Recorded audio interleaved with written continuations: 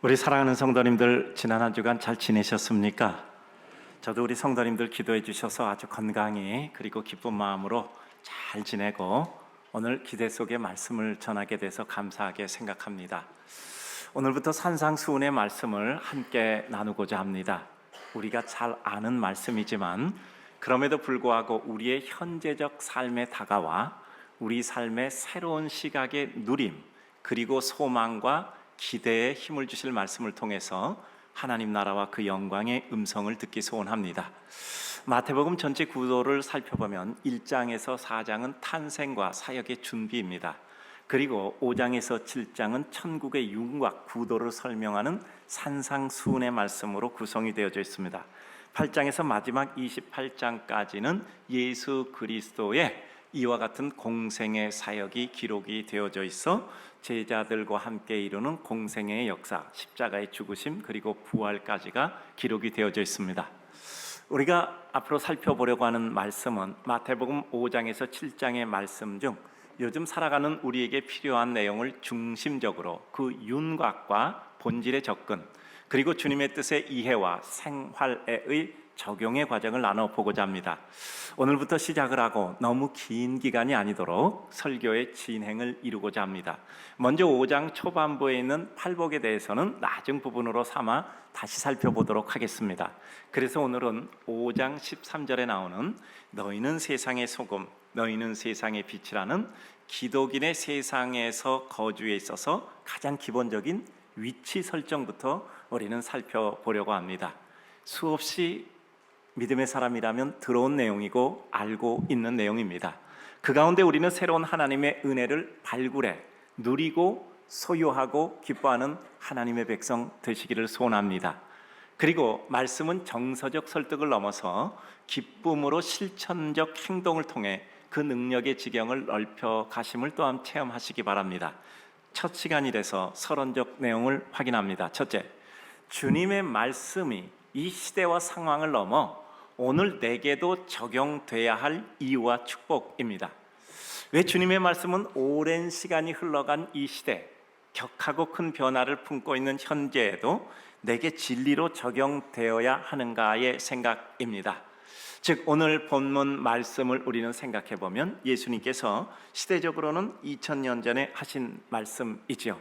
그런데 그 말씀이 왜 2000년이라는 시공간을 거쳐서 지금까지도 우리들이 그 말씀을 이해하고 또 받아들이고 추구하여 이루어야 할까라는 것입니다. 먼저 진리는 그 특징으로서 불변성과 적용성을 소지하고 있습니다. 진리는 시간과 시대의 흐름 속에서 환경, 상황의 변경 속에서도 변치 않는 불변성을 가졌을 때 그것을 진리라고 말합니다. 그런데 그 달라진 변화의 여건 속에서도 생명력과 영향력과 진실성을 발휘할 수 있는 동떨어진 시대에도 역시 같은 효력을 발휘할 수 있는 이유는 적용성 때문에 그렇습니다. 본질은 변하지 않는데 그것이 각 시대와 역사의 무대마다 어떻게 그것이 각각에게 맞게 영향과 진리의 힘과 용기와 능력을 부여할까? 그것은 진리가 가진 폭넓은 힘의 적용성 때문입니다. 초등학생에게도 말씀은 같은 은혜를 끼칩니다. 중고등학생에게도 말씀은 같은 은혜를 끼칩니다. 대학 청년, 노년, 장년 각각 다른 시대에 살고 있는 사람, 동시대에 호흡하고 있어도 다른 문화 배경, 즉 다른 이와 같은 모든 여건을 가지고 있는 사람에게 각각에게 하나님의 은혜를 줄 수 있는 것은 그 진리의 불변이 가지고 있는 또 한 면 적용성 때문에 그렇습니다. 세상에서 대중 인기도가 높은 사람, 그 사람이 노래를 불렀다고 합시다. 그런데 남녀노소를 불문하고 공감을 준다면 그는 상당한 영향을 가졌다고 평가할 수 있습니다. 시대를 넘어서 같은 영향을 준다면 우리는 그것을 고전이라고 이야기합니다. 오래된 세월 속에서도 감동을 주었는데 그 시대를 넘어서도 지금도 감동을 줘요. 그럼 우리는 고전이라고 부릅니다. 고전 중에서도 시대를 넘어 적용되는 풀이 넓어 인류 역사를 통괄하고 있다면 그것을 우리는 진리라고 말합니다. 진리 중에서도 우리의 정신세계나 물질세계뿐 아니라 우리의 영혼과 영혼의 문제까지 해결해주는 진리라면 우리는 그것을 단순한 세상 역사 속에 생활 속의 진리라 하지 않고 우리를 영원히 인도하고 세워주고 살게 하는 절대 진리라고 말합니다. 이 절대 진리가 하나님의 말씀, 우리 주님의 말씀 성경입니다. 그러므로 진리가 가지고 있는 불변성, 그리고 적용성, 그리고 고전, 진리를 넘은 절대 진리, 그 절대 진리가 우리에게 주시는 주님의 말씀이기 때문에 주님의 말씀은 오래전 주님이 살아계셨던 2000년 전의 말씀이 아닙니다. 더 오래전부터 선지자를 통해 말씀하시고 그의 공생의 사역을 통해 이루어진 시대에 한정된 말씀이 아닌 영원에 존재하는 말씀입니다. 따라서 우리 인생을 지금도 인도하고 생명 얻게 하고 그것을 전파하고 전달하게 하는 절대 진리입니다. 따라서 우리는 오늘 2000년 전의 산상수훈의 주님의 말씀을 이 시대에 맞다 맞지 않다라고 판단하지 않습니다. 어떻게 내가 그것을 이해할 수 있을까? 어떻게 받아들이고 익숙하게 그 말씀에 숙련할 수 있을까? 내 삶에 어떻게 그 말씀을 이루게 할 수 있을까 하는 것이 우리 인생의 구도적 작업, 역사인 성도의 삶이고 인생입니다. 주님의 말씀은 진리의 조건인 시간과 환경을 넘어서는 실제적인 힘을 소지하고 계십니다. 언제나 하나님께서는 그 말씀으로 그 백성을 인도하셨습니다. 그 말씀은 다만 문자 언어나 음성 언어가 아니라 하나님의 뜻과 섭리를 표현하고 실현하며 완성하는 하나님 자체의 역사였던 겁니다. 말씀은 시대가 달라져도 환경과 여건이 달라져도 언제나 영적 권위와 능력으로 그 말씀으로 인생들을 움직였습니다. 말씀을 보는 자, 읽는 자, 듣는 자는 그 말씀 속에서 하나님의 은혜와 힘 가운데 그들의 삶을 움직일 수 있었던 것입니다. 말씀의 은혜를 따른 백성들을 통해 새로운 역사를 구성하십니다. 그러므로 인격체이신 주님께서 말씀하신 산상수훈은 오늘 우리가 바로 이해하고 믿음으로 수용하고 은혜로 실현하며 살아가기 위해 살펴본다는 것은 구시대의 발상이나 아니면 우리들에게 너무 먼 의견을 받아들이는 것은 아닙니다. 오히려 이 시간 현재 시간에 동일한 능력과 변화와 권능을 베푸시는 하나님의 역사가 이 말씀을 듣고 실행하는 이들을 통해 하나님의 뜻과 의도가 실현되고 우리의 현재와 현실이 변화되며 은혜를 입는 기회가 되는 것입니다. 이 산상수훈의 말씀, 소금이 되라 빛이라 라는 말씀이 우리 삶에 다가오는 순간 주님이 말씀하셨던 시대와 역사의 무대를 건너서 우리가 살고 있는 이 시간 이 땅 위에 주님의 말씀이 권능이 되실 줄로 믿습니다. 그래서 우리가 세상의 소금이 되고 빛이 되고 주님이 말씀하셨던 성도의 삶을 통해 세상이 보존되고 살만하고 빛으로 밝은 세상이 될 것을 우리는 믿습니다. 우리가 그런 사람이 될 것을 믿기에 우리는 단순한 사실을 다시 반복해 생각하므로 우리 삶의 그 능력을 발휘하려고 하는 겁니다. 오늘은 알기 위해서 말씀을 살피는 것이 아니라 행하기 위해서 그 말씀을 살피고 있는 것입니다. 살아있는 자를 죽은 자 가운데서 찾는 그 인생의 한계를 넘어서는 주님과 그 말씀의 현재적인 생명성을 우리는 분명히 확신하기에 오늘 우리는 주님의 산상수훈을 오늘도 꺼내어 삶 속에 힘을 삼기 원하는 것입니다. 부활하신 예수님, 그래도 믿음 좋은 여인들 가서 예수님의 죽으신 시신에 향품이라도 뿌리려고 갔지만 그들은 예수님의 시신을 보지 못하고 살아서 부활하신 예수님을 체험하게 되는 것이죠. 어찌하여 산자를 죽은 자 가운데 찾느냐 하는 천사의 말씀을 듣게 되고 결국 그들은 그 소식을 전하러 가다 예수 그리스도의 부활하신 모습을 직접 보게 됩니다. 주님과 그 말씀의 현재적인 생명성 때문에 우리는 이 시간에도 그 산상수훈을 통해서 내 인생이 변하기를 소원하고 하나님의 역사 속에 힘과 능력과 은혜를 이루기를 원합니다. 주님은 박제되어서 고정된 순간의 추억과 한정된 진리 진실이 아닙니다.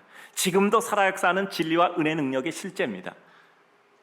소금이라 빛이라 라는 말씀이 내 가슴에 들어오는 순간 내 가슴에 큰 요동치는 여호와 하나님의 변화와 울린 공명이 있을 때 우리 인생은 무엇인가 달라지는 거예요. 따라서 그 말씀이 역시 지금도 살아 역사하는 하나님의 은혜와 능력입니다. 우리는 오늘 말씀을 생각할 때 누구나 아는 소금이 되라 빛이 되라 소금이다 빛이다 요즘 지극히 성경을 배경으로 한 소설 속에나 나오는 먼 이야기가 아닙니다. 오늘 이 간결한 단문의 말씀이 우리 삶의 죽은 자들의 설화가 아니라 살아있는 현재적 능력을 발휘하는 말씀이어야 합니다. 오늘 말씀을 준비하면서도 말씀을 전하면서도 너무나 잘 알고 있는 이 말씀이 전해질 때 우리의 한계를 넘는 주님과 그 말씀의 현재적 생명성이 우리의 심령과 손발과 삶에 나타나기를 소원합니다. 오늘 말씀을 듣는 순간 우리 마음에 오늘 말씀의 문구를 기억하는 것이 아니라 그 문구가 우리에게 주는 성령의 은혜를 발견하기를 소원합니다. 여러분 오늘 설교를 혹시 여기 적는 분이 있어요. 설교를 받아서 적을 때 소금이 되라, 소금이라, 빛이라, 빛이 되라 이렇게 받아 적으면 큰일 납니다. 이건 설교를 잘못 들은 거예요. 그렇게 적으시면 안 됩니다.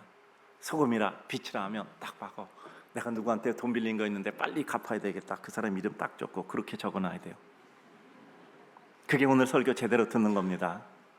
내가 누구에게 손해 끼친 거 있는데 나 빨리 다른 거 팔아서라도 그 손해 끼친 거 갚아야 되겠다, 그리고 그 사람 이름도 딱 거기다 쓰는 게 오늘 설교를 제대로 들은 겁니다. 그렇게 받아 적는다면 삭개오처럼 내가 남에게 손해 끼친 것이 있으면 속히 정리할 것 정리해서 손해를 보전해 주겠습니다. 과한 이익을 얻었으면 돌려주겠습니다. 그것이 소금이다, 빛이다라는 말씀을 우리 가슴으로 정확하게 받아들인 겁니다. 무엇인가 준비해서 어려운 사람에게 도움돼야 되겠다, 늘 누가 나를 도와주지 않나 하는 어려운 내 인생에서 지금 내가 누군가를 도와줄 것인가 파악해서 그것을 도와줘야 되겠다고 적어야 됩니다.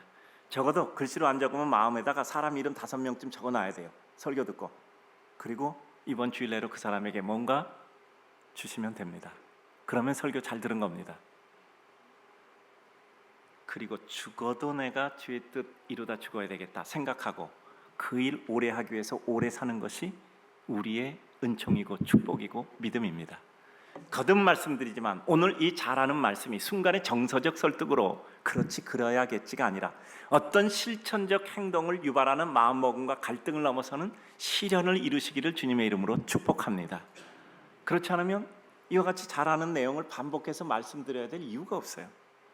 두 번째, 오늘 2가지 내용 진입합니다. 너희는 세상의 소금이니 그 맛을 잃으면 버려져 사람에게 밟힐 뿐이라 라고 말씀하고 있습니다. 성도의 삶의 정의, 존재의 용도와 기쁨의 이유에 대해서 분명하게 규정하고 있습니다.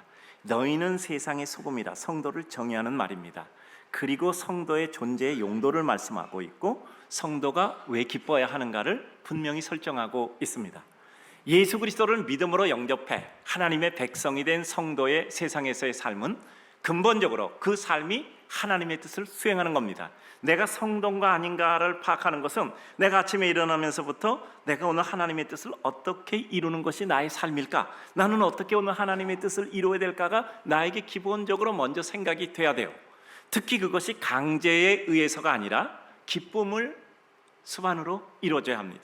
오늘 우리가 여기서 예배 드리는 것이 이거 주일날 예배 안 드리고 어디 다른 데 놀러 가면 이거 하나님께서 벌레라서 다리 부러질지 몰라, 그래서 여기 왔다면 우리는 강제에 의해서 온 것이죠. 말하자면 종교적 징세를 내고 있는 겁니다. 그러나 오늘 예배 드리는 것이 너무 기뻐서 이 자리에 오셨다면 그것은 강제가 아니라 기쁨을 기반으로 하여 이 자리에 주님께 나와 축복을 받는 것입니다. 성도의 삶을 정의하는 표현으로 그 존재의 용도 그리고 그가 기뻐해야 될 삶의 모습은 세상에서 소금이다라는 겁니다. 간단히 파악해도 소금은 자체로서 세상에 홀로 서 있어서 의미가 없습니다. 짠 소금이 있어요. 부뚜막 소금도 넣어야 짜다고 했잖아요. 부뚜막에 소금으로 있으면 뭐예요? 그 소금은 어딘가 합해지고 혼합되고 어딘가 뿌려져야 된다는 당연한 의미를 가지고 있잖아요. 소금 자체로서 세상이란 무대에서 홀로 서 있음의 의미가 아닙니다. 소금으로 있음으로 소금의 기능과 역할을 감당할 때입니다. 매우 동적인 역사죠. 부패를 방지하고 맛을 내며 그리고 그 기능을 감당하는 겁니다. 이것은 결국 적극적 의미의 성도로서의 사명과 그가 하나님 백성으로서의 역할을 감당해야 함을 말씀하고 있습니다. 세상이 이렇게 바뀌었으면 좋겠다라고 생각하는 건 소금 자체로 부뚜막에 올려져 있는 겁니다.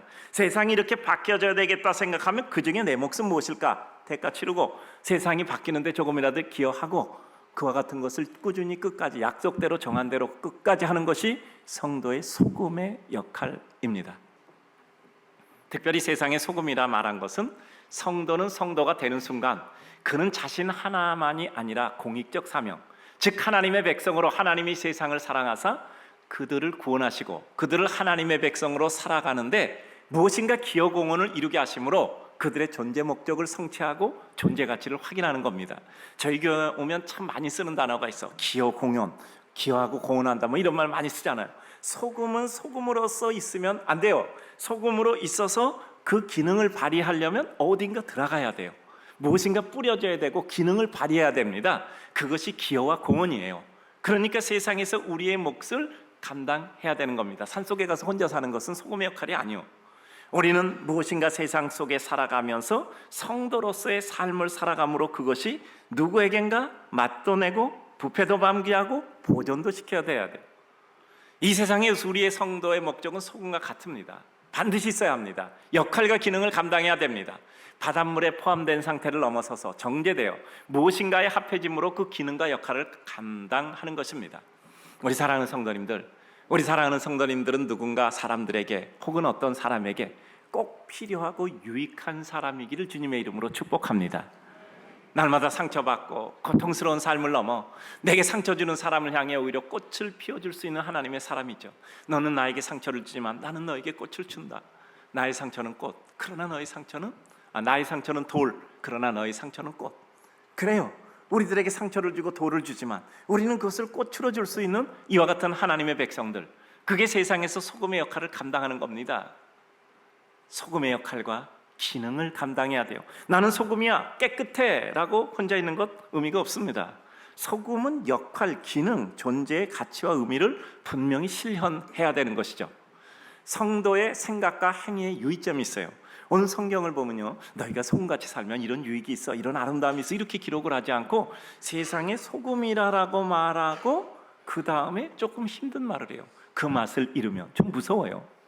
오늘 말씀은 일면 우리에게 경고와 그 소금의 기능을 감당하는 것이 쉽지 않음을 말씀하고 있습니다. 우선 소금의 기능에 대한 칭찬보다 앞서 그 맛을 잃으면이라는 염려성 경고의 말씀을 주십니다. 쉽지 않다는 뜻이죠. 그러나 힘을 내야 하고 우리 자신을 부인해 그 길을 가야 함을 말씀합니다. 성도로서의 기능과 역할과 맛을 잃지 않기 위해서 애써야 합니다. 우리 성도님들 버틸 때까지 버티실 겁니다. 우리 성도들 바르게 살려고 그래요. 애써서 버틸 때까지 버티면서 바르게 살려고 하십니다. 애쓸 때까지 애쓰십니다. 그러나 우리의 한계 속에서 우리 자신의 고통을 보고 느끼고 힘들어 하시죠. 우리 하나님이 그 모습을 보시고 주님의 긍휼과 은혜를 베풀어 주실 것입니다. 경고하시는 것은 징계를 위해서 경고하는 것이 아니라 그 상태의 보존과 더 좋은 모습으로 완성하는 모습을 보기 원하시는 하나님의 애틋한 우리를 향한 그의 소원과 사랑을 말씀하시는 거예요.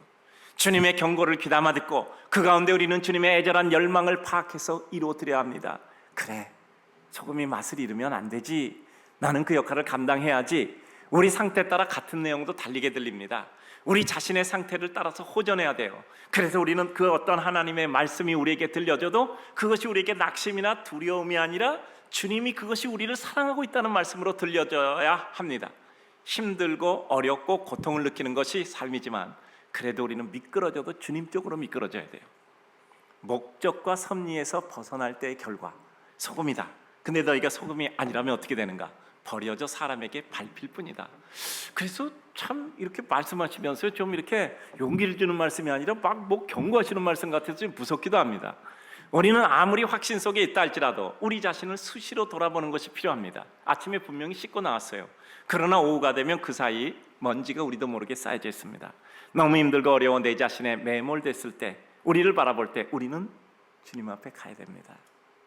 열왕기하 20장 5절을 보면 히스기야에게 말씀하신 하나님, 너의 기도와 너의 눈물을 보았노라 라는 말씀을 들을 때 우리 인생의 새로운 역사가 주님의 긍휼로 이루어지는 거예요. 우린 주님 앞에 속히 달려가서 하나님 앞에 나의 기도, 애틋한 기도와 그리고 나의 눈물을 드려야 합니다. 그래요. 주님께서 이와 같이 경고하시는 것은 무엇입니까? 우리를 주님의 말씀과 기도 속에 돌아보는 모습이 없으면 우리는 잘하면 교만해지고 잘못하면 낙심하고 좌절에 빠집니다.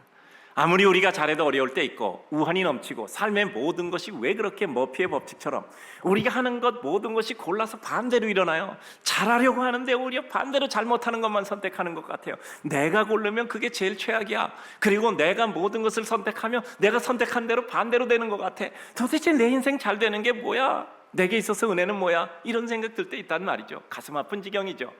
그러나 그때 우리는 마지막으로 또 마지막으로 더 마지막으로 기회를 가지고 또 가지며 하나님의 자비를 구하고 새로운 출발을 이뤄야 합니다. 하나님께 간구하는 것도 우리는 꾸준히 끝까지입니다. 언제까지요? 호흡이 있을 때까지. 주님 뜻과 목적 큰 섭리 속에서 벗어날 때, 그리고 우리는 결국 버려져 사람에게 밟힐 뿐입니다. 이 경고를 두려워하여 돌아오는 자는 복이 있고 무시하는 자는 슬피 울며 고통스러워하는 등에 기름 준비하지 못한 다섯 처녀와 같이 후회 속에 녹아지게 되는 겁니다. 하나님의 징계의 경고는 돌아오라는 강력한 하나님의 애타는 부르심입니다. 하나님의 공의를 두려워하지 않는 사람은 반드시 그 공의를 체험하게 될 것입니다. 하나님의 공의를 두려워할 때 우리는 하나님의 사랑으로 가게 되는 길에 서게 됩니다. 하나님이 정하신 모든 것은 그 정하신 용도가 있고 우리 인생들에게 도움이 되는 겁니다. 하나님이 공의를 말씀하시는 것은 사랑 때문에 그래요. 하나님은 사랑과 공의가 있다면 공의를 말씀하셔서 사랑 쪽으로 우리를 몰아가시는 겁니다. 하나님이 축복과 저주를 말씀하시는 것은 저주를 보여주심으로 우리가 두려워해 축복으로 가도록 우리를 몰아가시는 거예요. 하나님의 공의는 사랑의 표현이고요, 하나님의 저주는 우리에게 축복의 또 다른 은혜를 베풀어 주시게 한 하나님의 방편이신 겁니다. 사거리 신호등 있죠? 여러분, 신호등 세 가지 있다고 합시다. 빨강, 파랑, 노랑. 모든 것이 다 파랑만 있다고 생각해요. 이거 걸리지도 않고 좋네. 늘 달리고 있는데 달리면 어떻게 될까요? 큰 사고로 목숨을 잃거나 부상을 당해 너무 큰 고통을 겪게 될 것입니다. 빨간불도 있고 파란불도 있고 노란불도 있어야 돼요. 그래서 질서 유지되고 질서를 지키는 자에게 보장이 되는 겁니다. 따라서 우리에게 하나님이 우리에게 무엇인가 말씀하시되 너희는 소금이라 맛을 잃으면 버려져 밟히게 되리라 라는 것을 우리는 어떻게 해석해야 될까? 정말 하나님이 나를 사랑하시는구나, 그래서 하나님의 은혜와 축복 가운데 거하라는 말씀이구나 라고 생각하고 우리는 하나님의 뜻 가운데 소금의 기능을 발휘하고 그것으로 기쁨 삼아야 합니다. 세 번째, 또 한 가지죠. 너희는 세상의 빛이라. 너희 빛이 사람 앞에 비치게 하여 하나님께 영광을 돌리게 하라. 보통 이렇게 문필의 내용 보면 균형이잖아요. 그러니까 두렵게 먼저 만약에 소금이 그 맛을 잃으면 버려져 밟히리라 말씀하시고, 그 다음에 빛이라 말씀하시고, 사람 앞에 비치게 하여 영광을 돌리게 하라. 또 우리에게 이와 같이 균형 있게 말씀하시잖아요. 성도의 삶의 정의, 존재 용도와 기쁨의 이유 한 가지 더 말씀하는 거죠. 너희는 세상의 빛이라. 주님께서는 천국의 윤곽, 기준, 그리고 기본적인 생각과 행동적 삶을 이루는 데 기준으로 소금과 같다라는 표현과 더불어 세상의 빛이라고 또한 선언하십니다. 빛은 소금보다 훨씬 더 적극적인 의미입니다. 소금은 소극적으로 누가 손에 의해 넣어줘야 역할을 감당하는 것이지만 빛은 그 존재 자체로서 적극적, 의도적 하나님의 뜻을 수행하는 모습의 표현이지요. 소금보다 훨씬 더 적극적, 감출 수 없는 우리의 사명과 사역, 역할을 말합니다. 성도의 존재 자체가 우리 주변 모두에게 그들의 모습을 볼 수 있고 우리로 하여금 사물을 식별할 수 있게 하고 모든 있는 그대로의 진실을 보게 해주는 겁니다.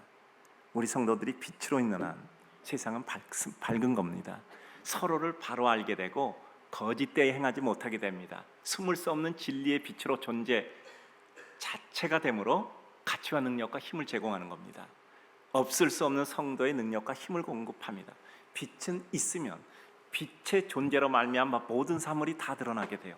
그러니까 우리 성도들이 있는 곳에는 거짓이 드러나게 되는 거예요. 그래서 진실을 가지고 살 수밖에 없어요. 우리 성도들을 보면 그들의 양심이 찔리는 겁니다. 성도들을 보면 저렇게 사는 것이 정말 살만한 인생의 삶이구나 라는 것이 느껴지는 거예요. 빛 자체니까. 빛은 바라지 않고는 살 수가 없잖아. 빛 자체가 있으므로 모든 것이 다 제 위치를 찾게 되는 거예요. 어떤 액션을 안 해도 빛 자체가 그 모든 것을 다 보장하고 있는 거죠. 성도가 빛으로 존재하지 않는 세상은 암흑의 세상이 됩니다. 제가 요거는 써놓고요, 성도들에게 강조해야 되겠다라고 제가 특별히 마음에 정했습니다. 어둠은 그 자체가 어둠이 아니라 빛이 없는 세계가 어둠입니다. 어둠은 빛이 없는 세계가 어둠이에요. 우리 성도가 있는 그 모든 곳 마음 상태는 빛의 밝음과 은혜의 구별과 영광이 있는 것이 맞습니다. 성도들이 있는데 그 주변이 다 깜깜하다 그러면 성도는 빛이 아닌 겁니다. 빛이 있다면 그 주변은 다 밝아져요. 세상이 어둡다라는 것은 우리가 빛이 되지 못하고 있다는 뜻입니다. 내 주변의 사람들이 다 부족하고 잘못됐다, 내가 빛이 아직 못 되고 있다는 뜻이에요. 중요한 것은 그들이 문제가 아니라 내가 빛을 발하면 주변이 밝아지는 겁니다. 그러니까 우리는 여기서 우리는 항상 선우를 생각하잖아요. 무엇이 선울까? 빛이 없는 것이 어둠이에요. 빛이 존재하면 어둠은 밝아지게 되는 것이란 말이죠. 너희는 세상의 빛이라 이미 주님께서 선언하셨단 말이죠. 세상의 빛입니다. 나 하나 구별하고 살려고 하는 것이 아니에요. 빛이라는 것은 자기 혼자 존재하는 의미를 위해서 존재하는 것은 아닙니다. 나 하나 먹고 살려고 일하는 것을 넘어서 내가 이래서 세상을 돕겠다는 것이 우리의 기본 마음이어야 해요. 나 하나 피해 끼치지 않고 사는 것 최선이다가 아니라 그것을 넘어서 언제나 1.1 혹은 1.2배 일해서 그 나머지 목으로 누군가 힘겨워하는 일을 일으켜 세워주는 것이다. 그리고 그 숫자가 더 높아질 때 우리는 더 많은 사람에게 도움을 주는 거죠. 내가 왜 괜히 이런 짐 져야 되나? 그리고 생각하고 우린 고민할 수 있잖아요. 왜 내가 지지 않아도 짐 져야 돼서 이렇게 내가 무겁게 헉헉거리고 가야 되나? 그러나 그것만은 아니죠. 우리 좋아하는 말씀 있잖아요. 잠언 14장 4절. 소가 없으면 구유는 깨끗하려니와 소의 힘으로 얻는 것이 많으니라. 여러분, 우리가 지지 않아도 지는 짐 져서 힘도 들지만 그것으로 얻는 것이 너무나 커요. 그래서 우리는 버리지 못합니다. 선을 행하느니 봉사 헌신하느니 누구에게 힘이 되려느니 중독이잖아요. 제가 선교는 중독이라고 말씀드렸잖아요. 선교는 한 번 가면 안 가고 견딜 수가 없어요. 너무나 행복하니까. 왜 행복해요? 정말 그 가운데 하나님의 기쁨이 있으니까. 성도가 이룰 삶의 적극적 행위 및 사명, 너희 빛이 사람에게 비치게 하여. 그러니까 너희가 너희 스스로 빛을 가리지 마라. 너희의 조도를 떨어뜨리지 마라. 너희 빛이 사람에게 비치게 하랍니다. 우리는 보다 적극적으로 우리 빛이 사람에게 비치게 해야 돼요. 뭐 어떤 액션하지 않아도 돼요. 내가 빛이면 됩니다. 빛은 쫓아가며 비추지 않아도 그 빛 자체로서 불이 켜져 있고 해가 떠야 될 시간에 떠 있으면 됩니다. 우리의 적극 행위는 우리의 존재 자체로서 누구에겐가 자신을 바라보고 타인과 사물과 상황을 바라보게 해주고 기회와 여건을 제공해 주는 겁니다. 우리 성도들이 빛을 하면 우리 주변에 있는 사람은 사물을 제대로 식별할 거예요. 우리 성도를 보니까 내가 이렇게 생각하는 것은 아닌데 하는 생각이 들 수 있잖아요. 다른 생각을 할 수 있잖아요. 우리 성도들을 보니까 내가 이렇게 사는 건 아니다 라는 생각 들 수 있지 않겠습니까? 거기까지가 빛이 비치고 있는 거예요. 우리는 빛이어야 합니다. 큰 산은 존재만으로도 우리에게 기운과 또다시 각오하고 시작할 힘을 줍니다. 저는 큰 산 앞에 설 때마다 정말 그 산의 기운을 받는 것 같아요. 그 산에 안겨져 있을 때 정말 그 산이 주는 푸근한 능력과 힘과 편안함이 그저 마음에 느껴지고 누려지는 것 느낍니다. 빛의 특성상 최선의 모습은 빛 그 자체로 있는 거예요. 자기의 빛을 흐리거나 그리고 자기의 빛을 가로막는 것이 아니란 말이죠. 하나님이 빛이라 했으면 빛으로 있으면 돼요. 빛으로 있기 위해서 나를 갈고 닦으면 됩니다. 우리는 내가 빛인가? 지금 나는 빛나고 있는가? 그것은 유별한 것이 아니라 내가 그 빛 자체면 됩니다. 사랑하는 성도님들, 내가 빛인가 살펴보세요. 옆에 사람 보면 압니다. 옆에 사람이 검해요. 그러면 내가 빛이 아니에요. 한번 보세요. 검었습니까? 그럼 빛이 아니요 나는. 근데 옆에 사람이 아주 밝아. 그럼 나는 빛이에요. 옆에 사람이 너무 훌륭해. 그럼 나는 빛이에요. 근데 옆에 사람이 좀 모자란 것 같아. 그럼 나는 빛이 아니죠. 뭐 옆에 사람 다 칭찬할 만해. 나는 빛. 옆에 사람 다 짜증나. 나는 빛이 아닌 거죠. 우리 성도가 빛이라면 어떤 어둠도 없어요. 세상이 어둡다? 내가 비치지 못한 것이죠. 우리는 어두운 세상에 존재한다면 세상은 밝은 겁니다. 우리가 비치지 못해서 어둠이 있는 겁니다. 우리 성도님들 빛으로 있기를 바랍니다. 비치시기를 바랍니다. 어느 순간 내 주변이 환한가 아니면 어두운가 살펴봐야 돼요. 내 주변이 어둡고 우울하다면 나는 내 빛의 역할을 감당하지 못한 겁니다. 그래서 다른 사람 탓하지 말고 내가 빛인가 살펴보고 우울하고 어두우면 우리 자신의 빛을 다시 발해야 됩니다. 주님 은혜를 입어 그 빛을 받고 그 빛을 반사해 세상을 밝히고 따뜻하게 하는 빛이어야 됩니다. 성도의 삶의 결과 목표, 그건 무엇일까요? 그럼 성도가 빛이에요. 그 결과 목표는 뭡니까? 아버지께 영광을 돌리게 하라. 우리는 그 빛을 비춰 아버지께 영광을 돌리게 하는 것입니다. 성도가 비칠 때 세상은 우리가 비추는 그 빛으로 하나님 아버지께 영광을 돌리게 합니다. 우리가 잘하고 있으면 신나는 일입니다. 어찌 생각하면 예수 믿고 구원받은 백성으로 사는 것은 너무 신나는 일이야. 에라, 살려주시는 때까지 신나게 살아가자. 부르신다면 아멘 주 예수 오시옵소서 하고 주님 앞에 가자. 그러나 살려주셨다면 빛으로 있어 내가 있으므로 주님의 빛 비춰 바라는 하나님의 역사 되자. 아까 말씀드렸죠. 어둠은 뭐라고요? 빛이 없는 게 어둠이요. 빛이 있으면 다 밝음이요. 우리 성도들이 있으면 다 밝은 거예요. 여러분 가정의 식구들도 있는데 여러분 밝으셔야 되잖아. 빛이니까. 제가 늘 말씀드리잖아요. 우리 성도들이 방문 열고 들어가면 그 방 안에 있는 사람 얼굴이 다 환하게 하여 주시옵소서. 성도가 빛인 겁니다. 성도가 빛. 우리 성도들 얼굴 보니까 갑자기 다 환해. 옆에 사람 한번 얼굴 보세요. 환합니까? 어둡니까? 두려워서 보기도 두렵죠. 오늘도 집에 가서 한번 보세요. 환한가 어두운가 보시기를 바랍니다. 32년 전에 교회를 개척했잖아요. 그 여기 시범 삼성한신 그 상가 A동 B동 중에 A동 그 3층 303호 교실 한 칸을 이제 빌려서 이제 예배를 드렸습니다. 근데 초기에는 아직 모든 게 좀 불안전한지 어느 날 새벽기도 갔는데 그 예배당 불 켜져 있는데 1층 그이 다 깜깜해요. 그리고 들어가는 입구도 깜깜해. 그래갖고 이렇게 제가 더듬어서 가다 보니까 들어가는데 이렇게 턱이 있어요. 거기 잘못하면 걸려 넘어지겠더라고.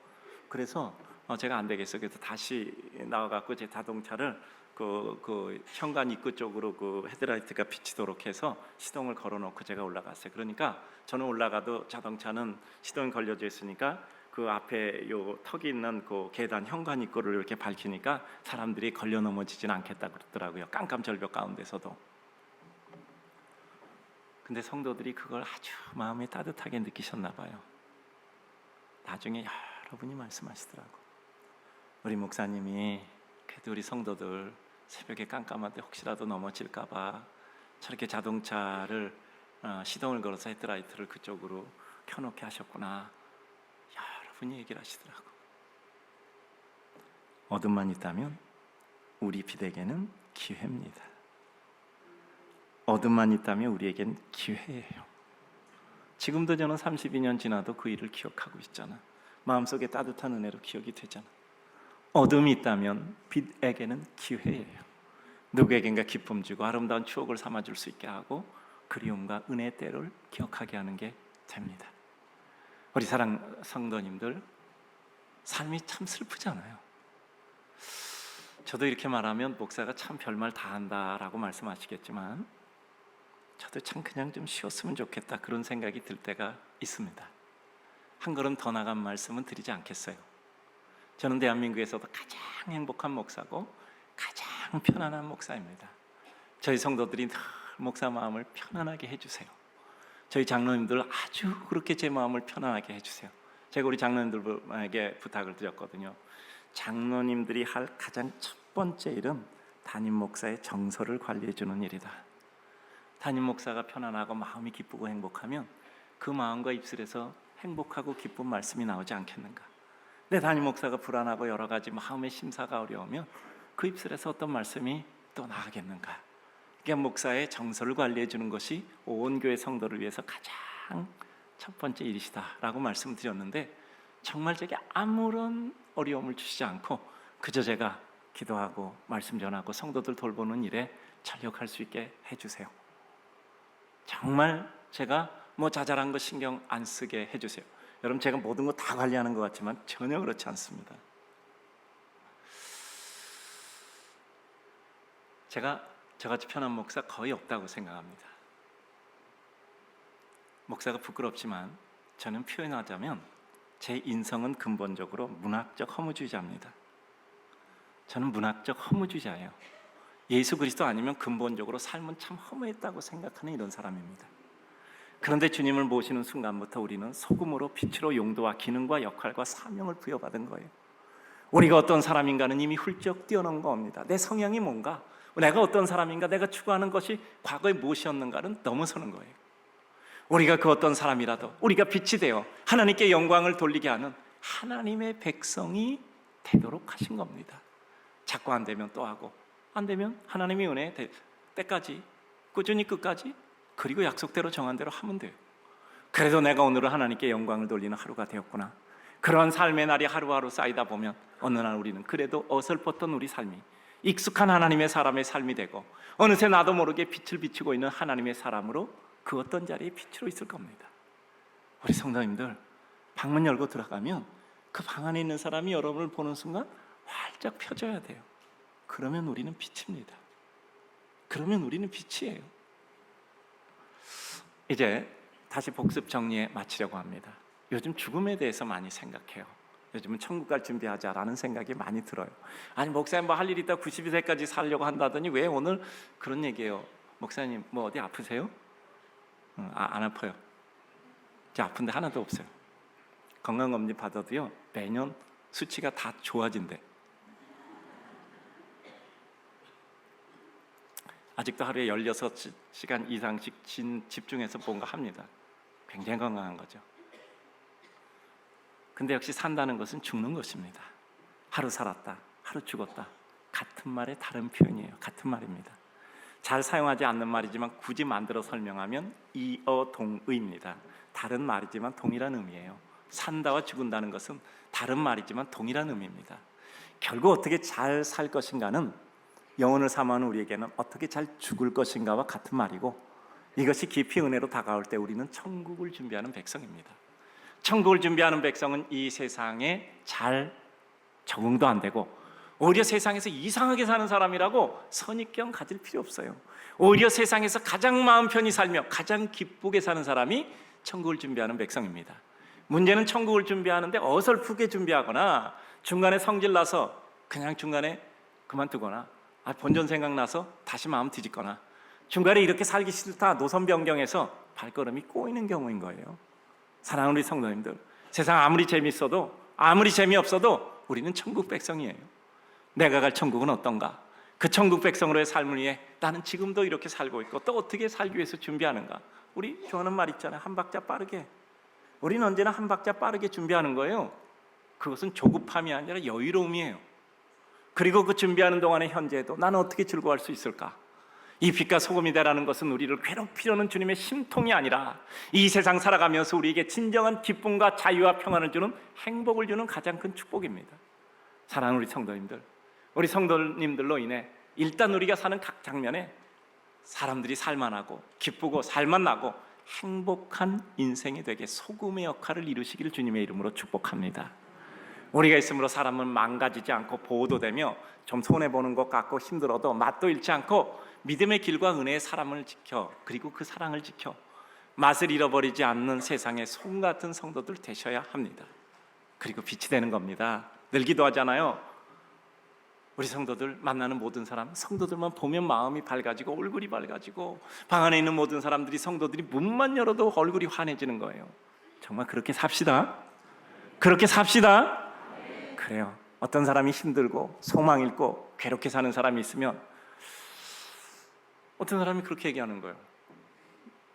우리 보고 잠깐만 이리 와 보세요. 그러더니 그 사람 앞에서 내가 아는 분당교환교 성도분인데 한번 얘기해 보세요. 잠시만 대화도 용기가 나고 소망 나고 살아야 되겠다는 열망이 생겨요. 그분 안에 있는 예수 그리스도가 정말 삶의 새로운 힘과 용기를 줘요.